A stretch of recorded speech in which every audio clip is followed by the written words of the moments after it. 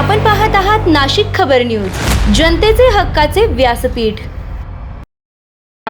नाशिक महानगरपालिकेची आज पार पडलेली महासभा विविध मुद्द्यांवरील चर्चेमुळे गाजली। महासभेदरम्यान नगरसेवकांनी उपस्थित केलेल्या प्रश्नांना उत्तर देताना काही ठिकाणी गोंधळाचं वातावरण निर्माण झालं। विशेषतः आगामी कुंभमेळ्याच्या पार्श्वभूमीवर महापूर व्यवस्थापनाचा मुद्दा चर्चेचा केंद्रबिंदू ठरला। या विषयावर सविस्तर चर्चा झाली, मात्र ठोस निर्णय घेण्यात आलेला नाही। याशिवाय अनेक नगरसेवकांनी आपल्या प्रभागातील वाढत्या समस्यांकडे प्रशासनाचं लक्ष वेधलं। नागरिकांना भेडसावणाऱ्या मूलभूत अडचणींवर तातडीनं उपाययोजना करण्याची मागणी यावेळी करण्यात आली। तथापि या मुद्द्यांवरही कोणताही ठोस निर्णय झाला नसल्याचं दिसून आलं। पाणी टंचाईचा प्रश्नही महासभेमध्ये जोरात मांडण्यात आला। काही भागात पाणी पुरवठा सुरळीत नसल्याची तक्रार नगरसेवकांनी केली आणि प्रशासनानं तातडीनं उपाययोजना कराव्यात अशी मागणी केली। तसेच शहरातील काही रुग्णालयांच्या दुरुस्तीचा विषयही चर्चेत आलाय। आरोग्य सुविधांची व्यवस्था सुधारण्यासाठी आवश्यक ती कामे लवकरात लवकर पूर्ण करण्याची मागणी करण्यात आली। एकूणच विविध महत्त्वाच्या विषयांवर चर्चा झाली असली तरी अनेक प्रश्नांवर ठोस निर्णय न झाल्यानं महासभा निष्कर्षविना संपल्याचं चित्र दिसून आलंय। हे बघा, खेडे विकास निधी आता आहे आज 18 मार्च। हा अतिशय महत्त्वाचा मुद्दा आहे, यात दुमतच नाहीये। कारण जेव्हा नाशिकच्या कुंभमेळ्यासाठी एवढा सगळा निधी उपलब्ध होतोय आणि सगळीकडे विकास होणार आहे, तर निश्चितपणे ज्या ज्या प्रभागामध्ये खेड्यांचा समावेश आहे त्यांना देखील असं प्रश्न विचारले जातात नागरिकांकडनं की आमचा विकास कधी होणार? अख्ख्या नाशिकचा विकास आहे कुंभमेळ्याच्या धर्तीवरती, तर आमच्याकडे कधी कोण लक्ष देणार? तर या विषयामध्ये नक्कीच आम्ही प्राधान्य हे खेडे असणाऱ्या प्रभागांना देणार आहोत। आजचं जे रुलिंग झालेलं आहे, सदस्यांचं जे ऐकलं आहे त्यानंतर ते असं आहे की ज्या ज्या प्रभागांमध्ये खेडे आहेत आणि खेडे विकास निधी हे शीर्षक खरं तर बजेटमधनं काही वर्षांपूर्वी वगळण्यात आलेलं आहे, पण ते पुनश्च द्यावं आणि खेडे विकास निधी पुनश्च स्थापित करावं आणि त्याच्याकडे लक्ष द्यावं अशी सगळ्यांची मागणी आहे। तर मी आता सगळ्या सभागृहाला सांगितलं की ज्या ज्या प्रभागांमध्ये खेडे आहेत त्यांना प्राधान्यक्रमाने बजेटमध्ये जास्त तरतूद देण्यात येईल।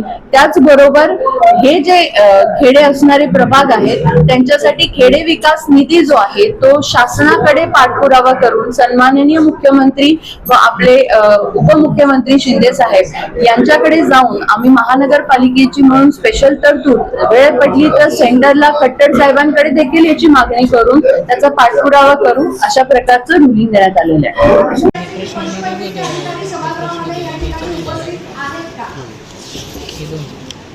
पशुवैद्यकीय अधिकारी जे डिपार्टमेंट होतं ते आरोग्य विभागाच्या अंडर होतं, बरोबर आहे?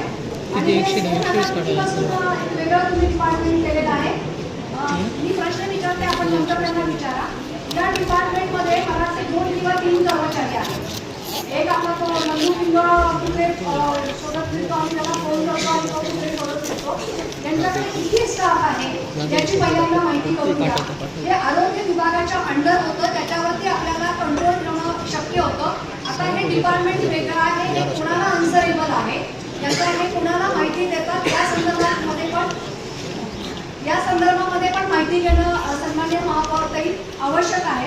आता यांनी सांगितलंय की सर्वोच्च न्यायालयाने जे गाईडलाईन्स दिले त्याच्यामध्ये भटक्या कुत्र्यांवरती निर्बीजीकरण करणे, लसीकरण करणे आणि त्यांना शेल्टरमध्ये ठेवणं किंवा त्या जागेवरती ठेवणं हे बंधनकारक आहे। आता यांनी सांगितलं की आम्ही निर्बीजीकरण 2007 पासून करतो, 100 श्वान ठेवण्याची व्यवस्था आहे, 20 श्वानांपर्यंत आम्ही शस्त्रक्रिया करतो। आता हे लसीकरण आणि निर्बीजीकरण करतात हे कुठे आणि कसं आणि कशा पद्धतीने करतात हे महानगरपालिकेमध्ये कोणालाही माहीत असण्याचं कारण नाही। कारण मी जर आज विचारलं की माझ्या प्रभागातल्या किती श्वानांचं तुम्ही लसीकरण केले किंवा निर्बीजीकरण केले, तर त्यांना काही कुठली पिंक्या माशी काही नावं नसणार, तर ह्याचा कुठली अकाउंटेबिलिटी, कुठला हिशोब, त्याचं काय होतं?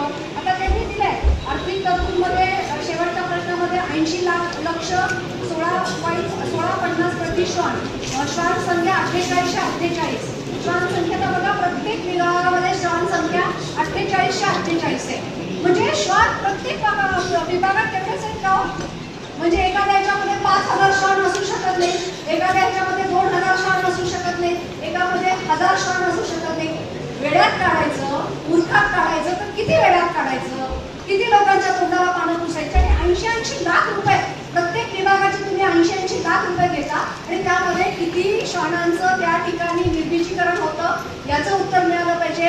सन्माननीय हे श्वानांचा दंश आहे हा अतिशय जेन्युन प्रश्न आहे. आता आपण बघितलं की चाकणला एका महिलेचा मृत्यू झाला.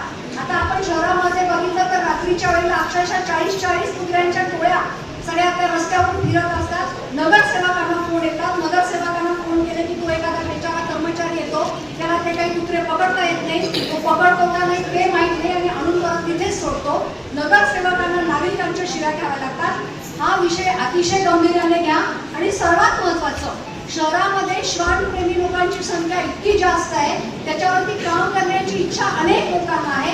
तुम्ही शेल्टर होम लवकरात लवकर त्या ठिकाणी उभं करून त्या लोकांना मानधन द्या ना. तुम्ही अक्षरशः प्रस्तावित आहे, तो प्रकल्प प्रस्तावित आहे, परंतु महापौर अनेक लोकांची इच्छा आहे अतिशय तुटपुंच्या मानधनावरती ते यांची काळजी घेतील. त्या लोकांना इन्व्हॉल्व करा ना की ह्या कुठल्या एजन्सी 4848 कुत्र्यांचं निर्विजीकरण करणाऱ्या. आता ह्या कुत्र्यांचा हिशोब कोणाला मागायचा, या डिपार्टमेंटमध्ये किती लोक आहेत, ते कोणाला अन्सरेबल आहेत, त्याची आजच्या महासभेवरती आपण महापौरताई जर चौकशी केली तर बरं होईल.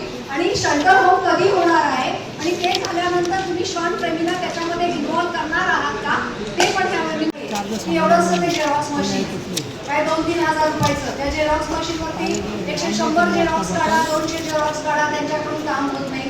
त्यांच्याकडे जे स्टाफ आहे तो स्टाफ खूप कमी आहे. मानधनावर जे अधिकारी ठरले ते 15 आणि 20 हजार रुपये आपण मानधन देतो. बाकीच्या लोकांना काही काम न करता 1-1 लाख रुपये आणि 50-50 हजार रुपये आपण मानधन देतो. तर आजच्या प्रश्नांच्या निमित्ताने, प्रश्नोत्तराच्या निमित्ताने नगर सचिवांना थोडासा दिलासा द्यावा, त्यांच्याकडे एक अद्ययावत मशीन द्यावं, स्टाफ द्यावा. आणि जे आता मानधनावरती लोक आहेत आपले जुने लोक, त्यांचं मानधन 20 आणि 25 हजार त्याच्यापेक्षा वाढवून दिलं पाहिजे, अशी मी या निमित्ताने एक विनंती करते. आणि प्रश्नोत्तराला सुरुवात करते. 5 मिनिटांमध्ये मी हा विषय संपेल, जास्त वेळ आपला घेणार नाही. प्रश्नांची उत्तरं सभागृहाला मिळालेली नाही आहे, त्यामुळे आता असा पंचायत आहे की त्यांना कळणार आहे की मी काय विषय दिलेला आहे. सर्व सभागृहाला मी निदर्शनास आणू इच्छिते. आणि महापौर मॅडम, हा माझ्या किंवा माझ्या प्रभागाचा प्रश्न नाही, हा सर्वांच्या सगळे याच्यासोबत ॲग्री असतील की या सगळ्यांच्या प्रभागाचा विषय आहे.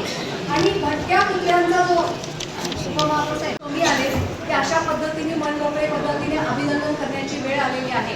मी मागच्या सभेमध्ये प्रश्नोत्तर दिली होती आणि त्या प्रश्नांवरती आपण इमिजिएट ॲक्शन घेऊन आम्हाला 4ही नगरसेवकांना आणि तिथल्या नागरिकांना ज्या पद्धतीने दिलासा दिला. एखादा राजकीय पक्ष असताना पक्षाची एक जबाबदारी असते आणि त्याला अधीन राहून बऱ्याच वेळा तसे निर्णय घेतले जात नाहीत आणि बऱ्याच वेळा सभासदांवर आणि प्रभागातल्या नागरिकांवरती अन्याय होतो. परंतु या गोष्टीला आपण फाटा दिला. त्या दिवशी आपण त्या ठिकाणी आल्यात आणि ज्या पद्धतीने त्या प्रश्नांची सोडवणूक केली, त्यामुळे माझ्या प्रभागातील नागरिक अतिशय खुश आहेत आणि आम्ही नगरसेवक आपले त्याबद्दल मनापासून धन्यवाद व्यक्त करतो आणि आपले आभार मी मनापासून मानते. आणि अशाच पद्धतीचं कामकाज यापुढे अपेक्षित राहील.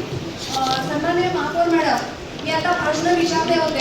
डॉक्टर सौ हेमलता पाटील यांच्या दिनांक 18/3/2026 रोजीच्या महासभेत खालील प्रश्नांची उत्तरे सादर करण्यात आलेली आहे.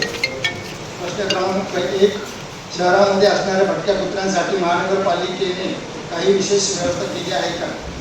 उत्तर, नाशिक शहरातील मोकाट व भटक्या श्वानांची संख्या नियंत्रणात ठेवणे कामी animal welfare board of India यांच्या मार्गदर्शक सूचनांनुसार मोकाट व भटक्या श्वानांच्या संख्येवर नियंत्रण ठेवणे कामी श्वानांचे निर्विषीकरण शस्त्रक्रिया व रेबीज लसीकरण करण्यात येते. सदरची प्रक्रिया सन 2007 पासून सुरू आहे. सद्यस्थितीत आडगाव जकात नाका येथे निर्विषीकरण केंद्र सुरू असून 2 श्वान वाहनाद्वारे नागरिकांच्या तक्रारींचे निराकरण केले जाते. साधारणतः 100 श्वान ठेवण्याची व्यवस्था असून सन्माननीय आयुक्त, सन्माननीय सभागृहातील सर्व अधिकारी, पत्रकार मित्र, खरं तर विषय क्रमांक 79 हा या विषय प्रश्नावरती फार अपेक्षित होता. कारण नाशिक महानगरपालिका परिक्षेत्रामधील जे काही 24 खेड्यांचा समावेश या नाशिक महापालिका परिक्षेत्रामध्ये झालेला आहे आणि याकरिता 2007 साली सन्माननीय शिवसेनेचे महापौर विनायक पांडे त्यावेळेस होते आणि खेडे विकास निधीची मागणी झाली असताना त्यावेळेस एक सेपरेट खेडे विकास निधीचं हेड होतं परंतु 2012ला खेडे विकास निधी हा त्या ठिकाणी थांबवण्यात आला. मला असं वाटतं की जो थांबवला जर नसता तर त्या हेडच्या माध्यमातून अण्णा आज जी काही समस्या भेडसावत आहेत, मला असं वाटतं तो हेड जर सुरू असला तर त्याच्यात आपण कामं करू शकलो असतो आणि शहराबरोबरच त्या खेड्यांच्या नागरिकांना, खेड्यातील नागरिकांना सुद्धा दर्जा त्या ठिकाणी प्राप्त झाला असता.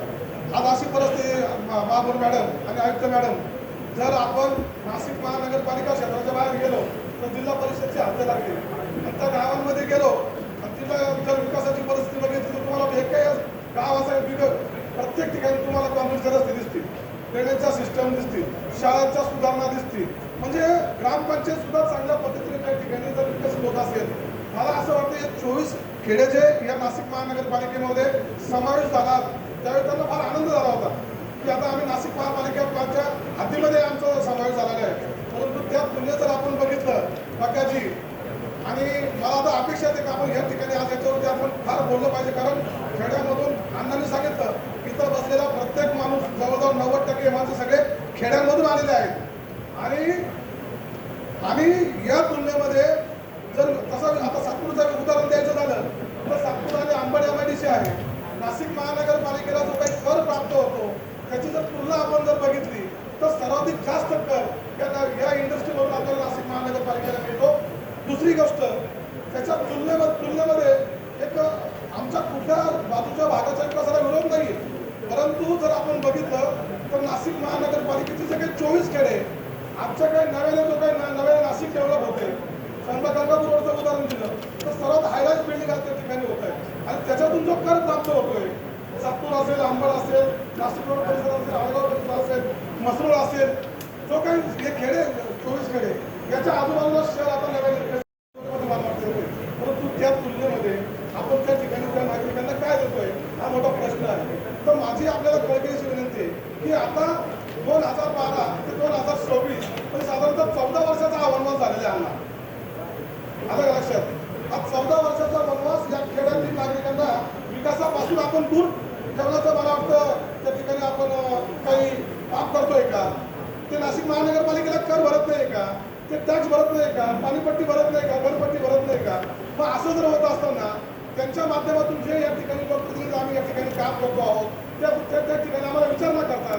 तर मी अनेक सभा सदस्यांना या बाबतीमध्ये बोलायचं आहे आणि सगळी माहिती अण्णांनी सखोल दिलेली आहे ते आमचे वरिष्ठ आहे. त्याच्यामुळे मी जर द्यायला गेलो तर परत ते उठतील. त्याच्यापेक्षा मी अण्णांनी जे बोललंय त्याच्यात मी बरोबर बोलले ते आणि या सगळ्या मागणीचा विचार व्हावा आणि आमच्या खेडे विकास निधीचं हे एक किमान जेवढा आपण प्रभाग विकास निधी धरतो किमान एक त्या तुलनेमध्ये खेडे विकास निधी, कारण 24च खेडे आहेत आणि या 24 खेड्याला जर आपण विकसित करायचं असेल तर मला असं वाटतं आता लोकांना अपेक्षा आहे आणि या लोकांच्या अपेक्षा आजच्या या प्रश्नामुळे ज्या हा प्रश्न आहे हा मंजूर करून खेडे विकासाला निधी द्यावा आणि आमच्या सगळ्या नागरिकांना न्याय द्यावा ही विनंती. धन्यवाद. जय हिंद, जय महाराष्ट्र. हा शहरातील विकासाबरोबरच या खेड्यांचा देखील विकास व्हावा हा होता. महानगरपालिका हद्दीतील खेड्यांच्या करणे प्रशासनाने बंद केली, त्यामुळे अनेक विकास कामे व निधी अभावी होऊ शकली नाही. म्हणून नाशिक विचार घेता नाशिक महानगरपालिकेच्या अंदाजपत्रकात खेडे विकास निधी या लेखानुसार भरीव तरतूद करून सदर निधीचा नियम मागणीनुसार विकास कामांसाठी खर्च करण्यात यावा करण्याचा प्रस्ताव मंजुरीसाठी येत्या महासभेत देण्यात यावा ही विनंती. त्याचप्रमाणे सभापती महोदय, मी 16/2/2026 रोजी आम्ही 4 सदस्यांनी नगर सचिवांना पत्र दिलं होतं की नाशिक महानगरपालिका अंदाजपत्रक सन 2026-27 मध्ये खेडे विकास निधी या लेखा शीर्षिका अंतर्गत निधीची तरतूद धरण्याबाबतचा विषय येत्या महासभेवर घेण्याबाबत व त्यास मंजुरी मिळण्याबाबत अशी